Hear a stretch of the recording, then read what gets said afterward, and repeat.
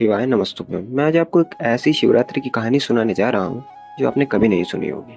चीन भारत के एक छोटे से गांव में एक निर्दोष भक्त रहता था जिसका नाम रामू था। रामू का जीवन सरल और सादा था, लेकिन उसकी भक्ति गहरी और सच्ची थी। वो भगवान शिव का अनुयायी था और पूरे मन से उनकी पूजा करता था। हर साल महाशिवरात्रि के अवसर पर रामू बड़े श्रद्धा भाव से शिवलिंग की पूजा करता।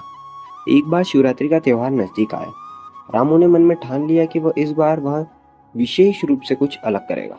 उसने तय किया कि वह रात भर शिव जी की आराधना करेगा और उनका नाम जपेगा। लेकिन गांव के अन्य लोगों ने उसे यह कहते हुए रोकने का प्रयास किया कि रामू, तुम्हारे पास साधन नहीं है, तुम कैसे रात भर पूजा करोगे।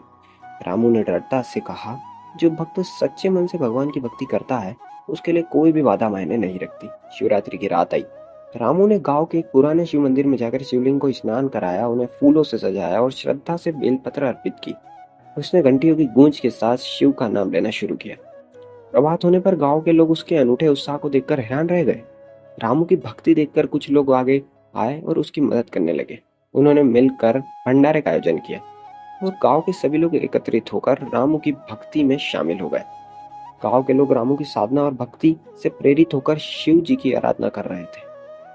तभी अचानक एक तेज प्रकाश मंदिर में भर गया। सब लोग चकित रह गए।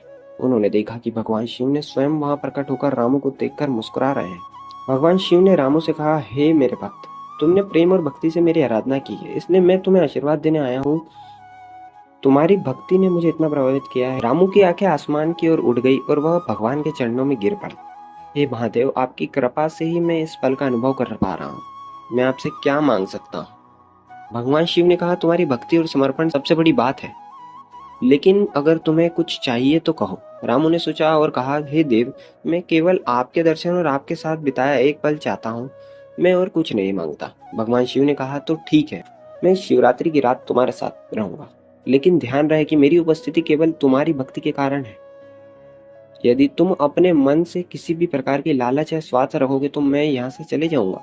रामू ने खुशी से स्वीकार किया और ध्यान में लग गए। भगवान शिव उसके पास बैठ गए और दोनों भक्ति की अद्भुत रात का आनंद लेने लगे। मंदिर का वातावरण दिव्य हो गया। लोगों ने भक्ति में लीन होकर शिव के गुण गाना शुरू किए। रात बढ़ने लगी। भक्तों ने उपवास रखा था और शिव जी की आरती गा रहे थे। रामू ने अपनी आंखें बंद की और भगवान की महिमा में लीन हो गया। तभी अचानक एक भक्त ने कहा, देखो ये क्या हो रहा है। सबका ध्यान रामू की ओर हुआ। उन्होंने देखा कि रामू के चारों ओर एक दिव्य प्रकाश मंडल बन गया है।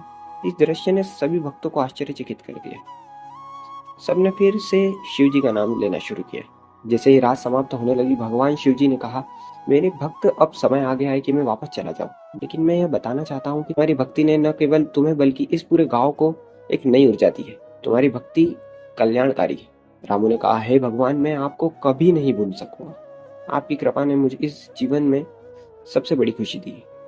भगवान शिव की वाणी गूंज उठी, मैं हमेशा तुम्हारा साथ रहूंगा और जो सच्चे मन से मुझे याद करेगा मैं हमेशा उसके पास रहूंगा। श्री शिवाय नमस्तुभ्यं।